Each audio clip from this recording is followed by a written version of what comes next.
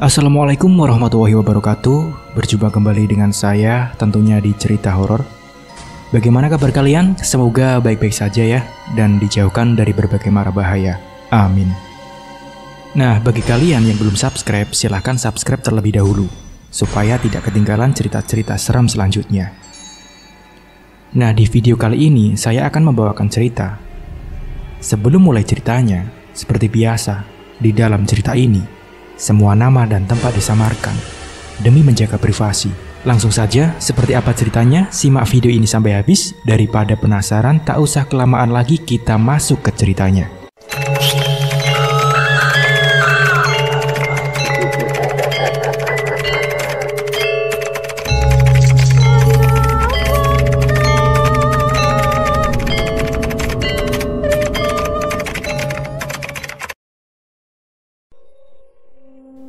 Lamongan 2011.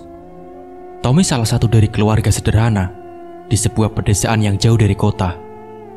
Dia mempunyai seorang bibi, perempuan berumur 30 tahunan ini, adik dari Pak Burhan. Bibi Tommy biasa dipanggil dengan sebutan Bule Elis atau Bibi Lisa oleh Tommy.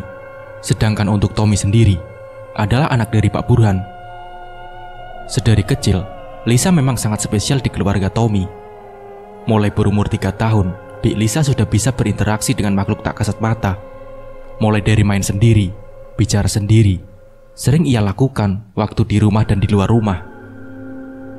Semua keluarga Tommy tahu akan kelebihan yang diwariskan kepada Bik Lisa, mulai dari kakek nenek dan buyutnya, serta saudara-saudara yang lainnya. Kebiasaan Lisa ini sudah menjadi hal yang biasa bagi para tetangganya.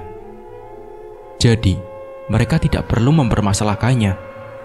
Di umur 17 tahun, Lisa diberi banyak amalan. Karena memang di umur itu, Lisa dirasa sudah siap menjadi wadah penerus ilmu para leluhurnya. Berbekal rembuk keluarga besar, mereka mengambil keputusan bahwa saat itu, Lisa memang dikatakan sebagai wadah yang paling cocok bagi penerus keberlangsungan ilmu leluhur.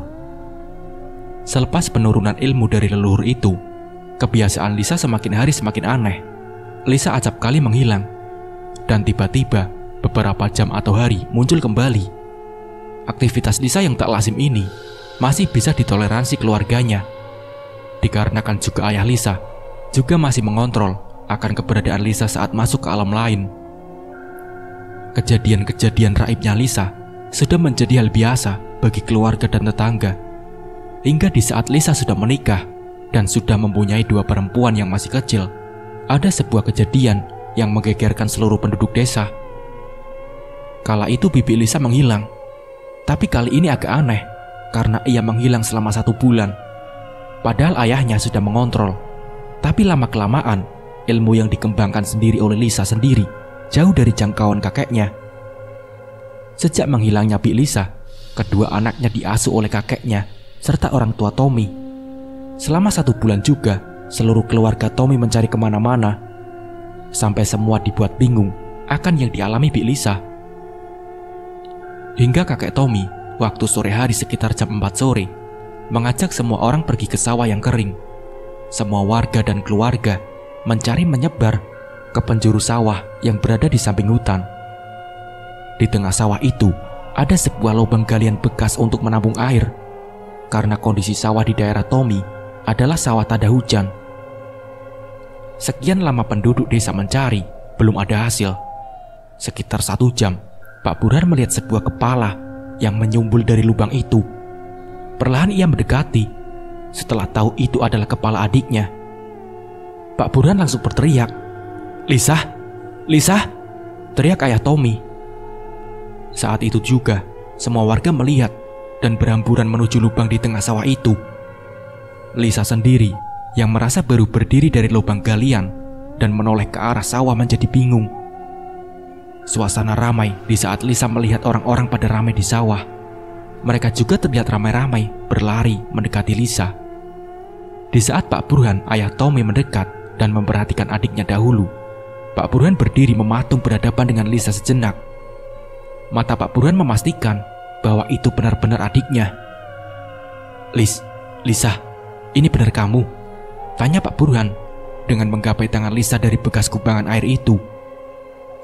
Iya mas, ini Lisa. Memang ada apa kok ramai di sini? Tanya Lisa yang berdiri sambil memandangi semua orang mendekatinya.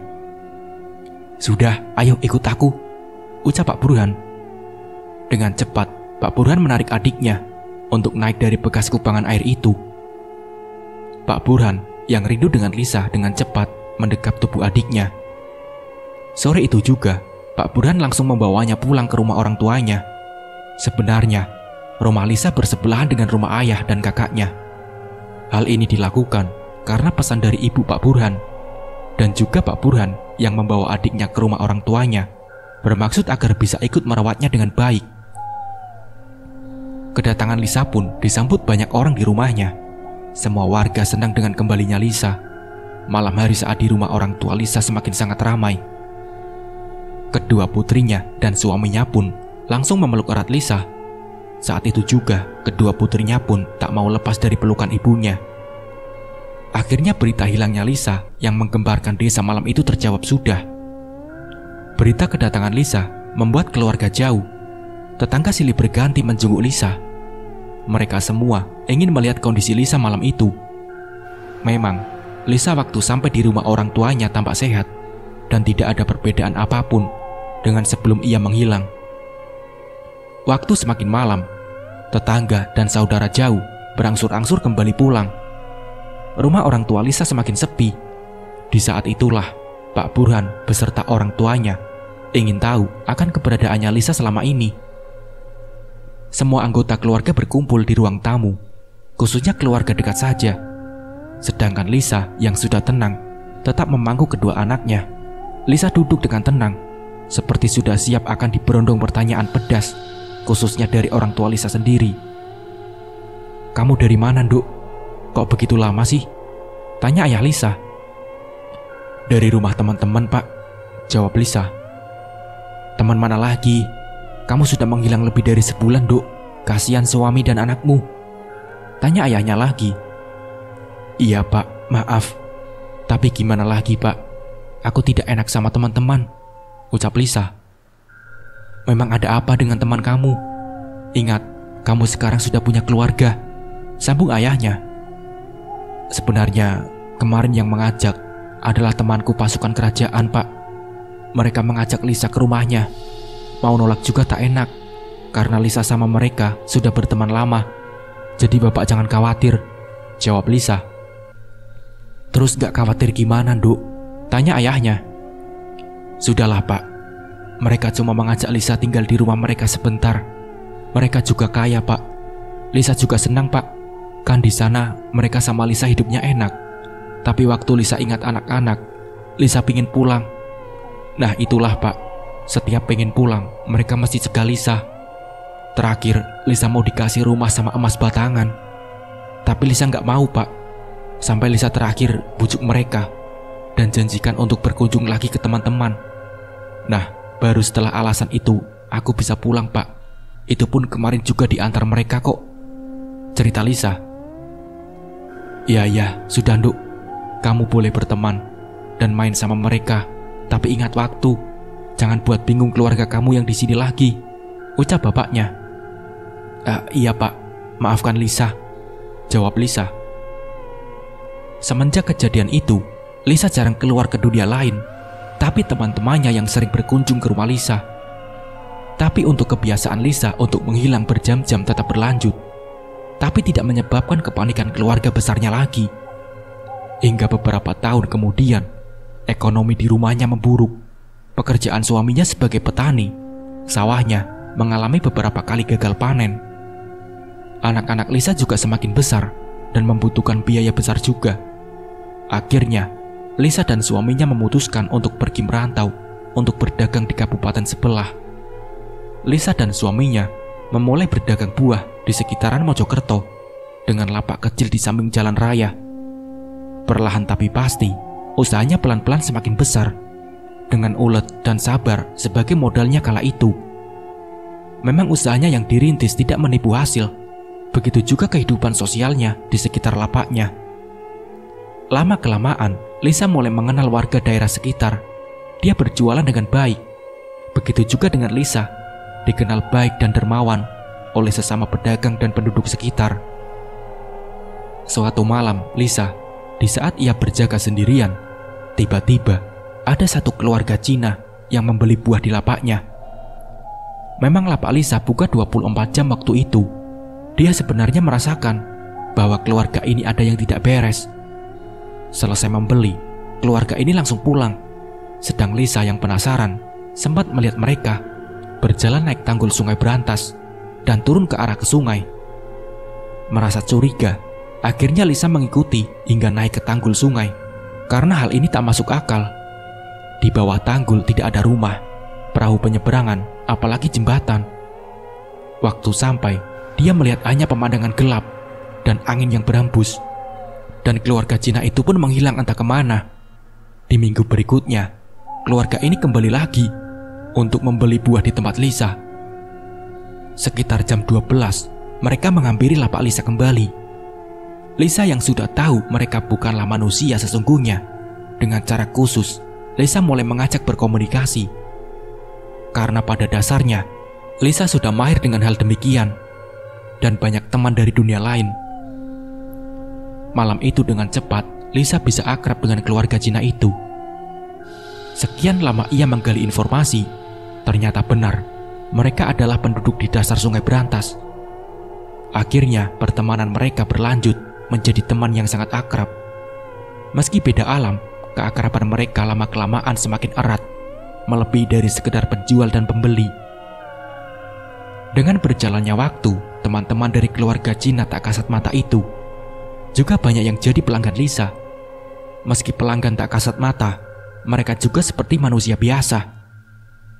Hal ini yang tahu hanya Lisa saja, sedang suaminya tidak mengetahui dan tidak mau tahu akan hal demikian. Memang cukup aneh keluarga Lisa, tapi seperti inilah kehidupan yang dijalani oleh bibiku dan mereka. Hingga suatu malam ada kejadian cukup lagi. Sekitar jam 9, ada sosok gadis SMA yang tiba-tiba menghampirinya di lapak buah. Gadis itu berjalan mondar-mandir dan masih memakai seragam SMA. Dia sibuk mencari sesuatu di depan lapak Bik Lisa. Bik Lisa yang risih akan anak ini akhirnya menghampiri gadis itu yang sedang kebingungan. "Cari apa, Mbak?" tanya Bik Lisa yang sudah di depan lapaknya. "Ya, ini Bu, lagi cari mata saya," jawab gadis SMA itu sambil menunduk. Lisa pun keluar dan mulai memandang gadis ini dari dekat dan melihat gadis berjalan membungkuk sambil menutup mata sebelah kanan. Setelah bolak-balik dan dirasa tidak ada hasil, gadis itu pun mendekat kepada Lisa.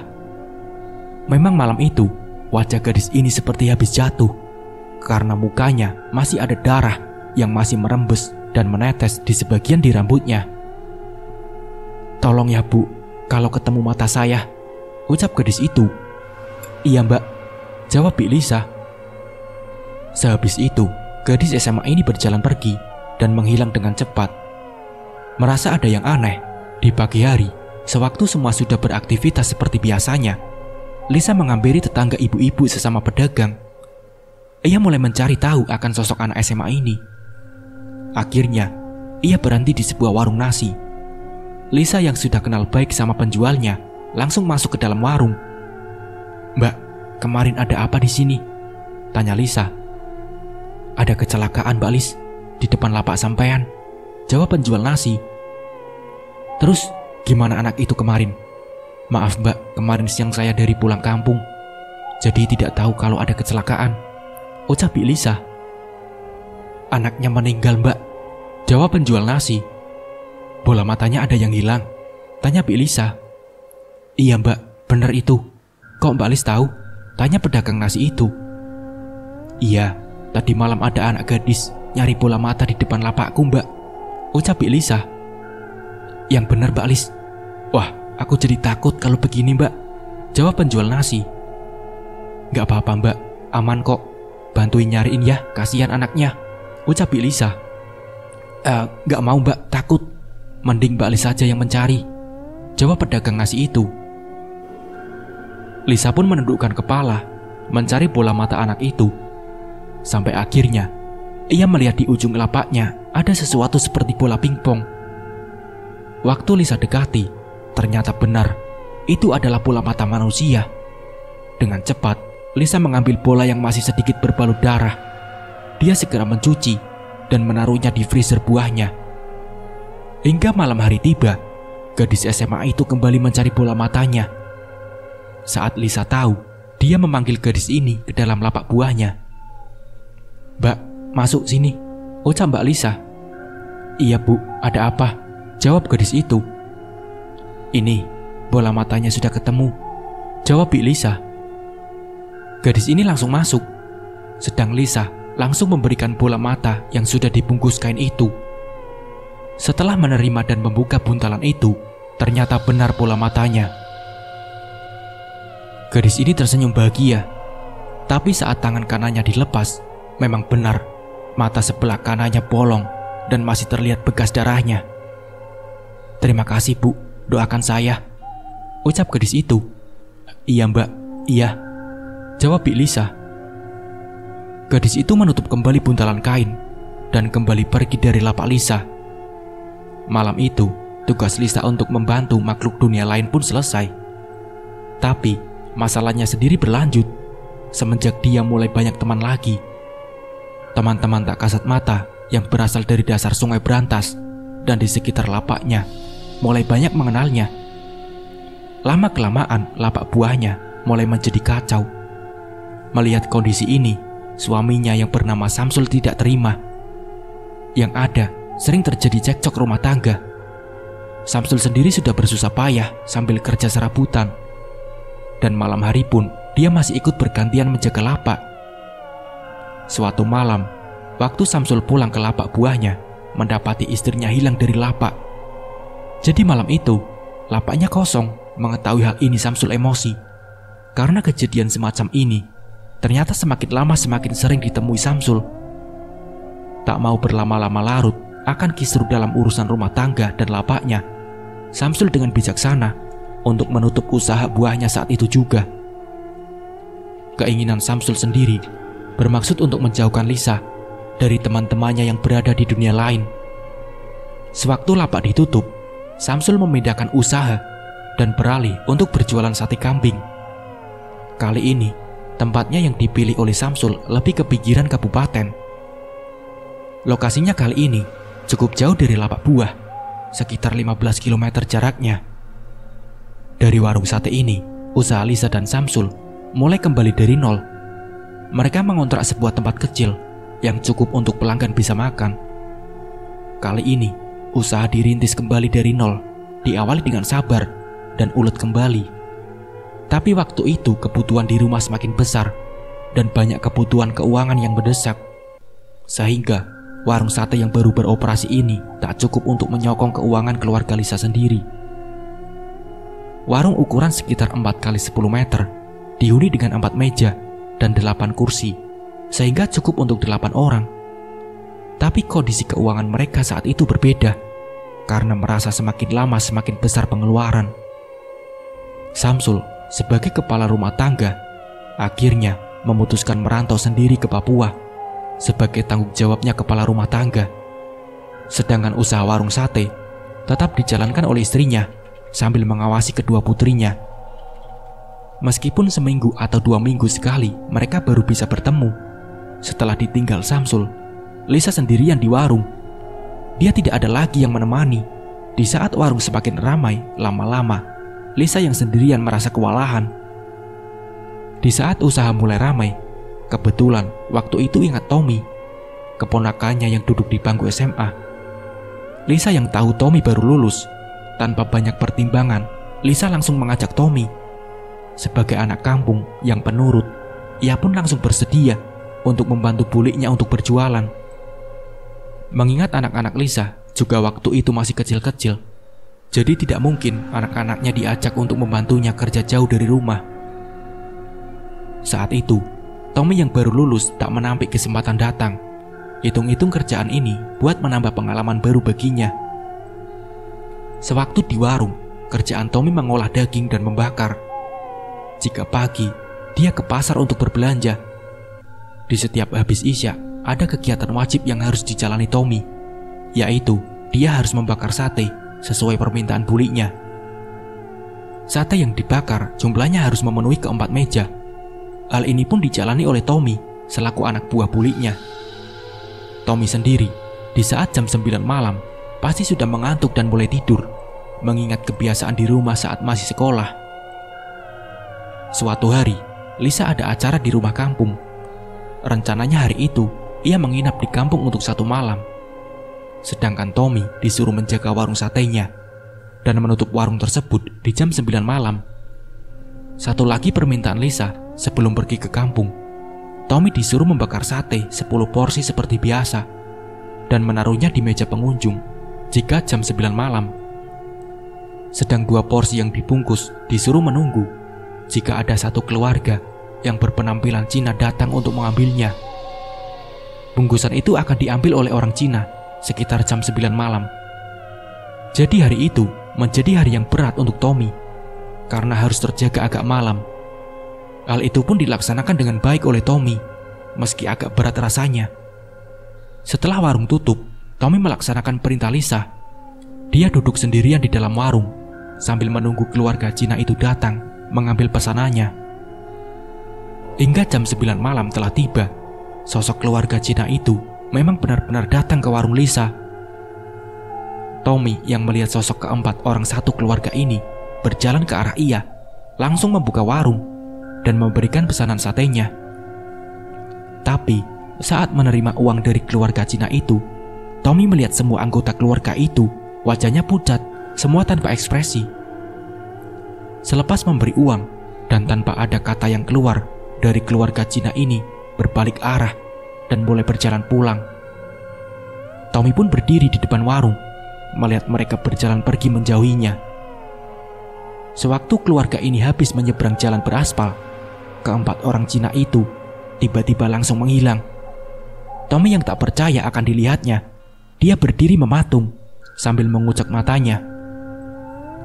"Kok sudah hilang ya?" gumam Tommy sambil menelan ludahnya sendiri. Dengan perasaan yang mulai takut, Tommy akhirnya masuk ke warungnya dan menutup warung satenya seketika. Dia pun berjalan mematikan saklar lampu yang berada di sebuah ruangan di dalam warung. Tapi saat dia kembali, dia melihat meja di warungnya. Tiba-tiba semua meja sudah terisi penuh dengan makhluk-makhluk yang berpenampilan aneh. Ada sosok prajurit berpakaian zaman dahulu. Ada sosok pocong yang mukanya hitam. Sosok perempuan berambut panjang sambil menggendong bayinya. Tapi muka mereka menyeramkan semua. Saat itu juga warung Tommy terlihat seperti warung setan. Dan yang terakhir, sosok yang dilihat Tommy, seorang pria berjubah putih. Hanya sosok inilah, wajahnya seperti manusia tapi mukanya pucat. Semua pengunjung yang ada ini diam. Tidak ada gerakan sama sekali. Mereka semua hanya memandangi sate, nasi, dan sayur gulai di depannya. Semakin lama Tommy memandang dengan seksama, Tommy semakin takut hingga tak bisa bergerak. Jantungnya mulai berpacu cepat dan keringat dingin mulai menetes. Tommy sendiri mau berteriak pun sudah tidak bisa. Seperti mulutnya sudah terkunci malam itu. Melihat kenyataan di depannya, saat itu juga Tommy langsung lemas dan pingsan di tempat. Pagi hari, Lisa yang sudah sampai di warung langsung membopong Tommy untuk istirahat dan membersihkan isi warung bekas tamunya tadi malam. Lisa tahu akan yang dialami keponakannya. Dia berencana untuk menenangkan Tommy sebentar jika sudah siuman. Lisa saat itu juga merasa bersalah tidak memberitahu dan memberi bekal saat keponakannya sendiri di warungnya. Apalagi saat malam waktunya melayani teman-temannya yang tak kasat mata. Tak berapa lama, akhirnya Tommy mulai tersadar. Dia yang takut langsung berlari keluar warung. Tapi gerakan Tommy langsung dihadang Lisa dan didudukkan di teras warung. Pagi itu juga, Tommy diberitahu sama buliknya bahwa mereka semua adalah teman-temannya dari dunia lain. Lisa juga minta maaf sama Tommy karena tidak memberitahunya akan hal ini. Tapi rasa ketakutan Tommy sudah tak terbendung lagi pagi itu. Hingga hari itu juga, Tommy memutuskan untuk pulang dan berhenti membantu Lisa. Habis duhur, Tommy pun izin pulang secara baik-baik. Kali ini, Lisa kembali sendirian di warung satenya. Besoknya pun, Lisa langsung mencari pengganti Tommy. Dengan cepat, sorenya dia pun akhirnya mendapat pengganti Tommy. Warung pun berjalan kembali seperti sedia kala. Waktu terus berjalan, warung pun semakin ramai. Sedangkan Samsul, suami Lisa pun tetap mengirim jatahnya kepada Lisa. Hingga di bulan ketiga, ada kejadian yang membuat Lisa sedih. Ketika berkomunikasi dengan suaminya, seringkali mereka bertengkar. Entah apa yang mereka ributkan. Padahal, masalah ekonomi sudah teratasi. Hanya masalah intensitas bertemu membuat mereka selalu selisih paham. Pertengkaran demi pertengkaran mereka terus berlanjut. Lambat laun, akhirnya membuat Lisa frustasi sendiri. Lisa sendiri merasa sakit hati dan sangat benci terhadap suaminya di titik puncak. Entah apa sebenarnya masalah keluarga itu yang sedang dihadapi, hingga keluarga dekat mereka pun tidak ada yang tahu. Masih teringat di ingatan Tommy. Setelah kemarahan itu, buliknya Lisa ke rumah kakeknya untuk pamit pergi ke suatu tempat yang sangat jauh. Lisa juga saat itu menitipkan kedua putrinya kepada kakek dan ayah Tommy. Padahal hari itu masih sore, sekitar jam 4. Selesai pamit, Lisa masuk ke dalam kamar di rumah orang tuanya. Dan saat itu juga, dia sudah menghilang. Semenjak dia menghilang di rumah orang tuanya, beberapa kali dia muncul dan membesuk anak dan orang tuanya. Tapi pertemuan itu hanya hitungan puluhan menit. Selanjutnya ia akan menghilang kembali. Karena Lisa sudah sangat nyaman bersama teman-temannya kembali. Di saat lebaran ada hajatan. Waktu ditanya akan keberadaan Lisa, semua keluarga akan menjawab bahwa Lisa sudah pergi. Konon, kata orang tua Lisa, Lisa sedang pergi jauh ke negeri Timur Tengah dan akan kembali pulang dalam waktu yang cukup lama. Tapi, itu juga tidak ada yang tahu. Semua keluarga yang ditinggalkan sudah merelakan terkait kondisi Lisa saat ini masih hidup atau sudah tiada. Nah, seperti itulah ceritanya. Semoga dari cerita ini kita bisa mengambil hikmah dan pembelajarannya. Mungkin cukup sekian dari saya. Wassalamualaikum warahmatullahi wabarakatuh.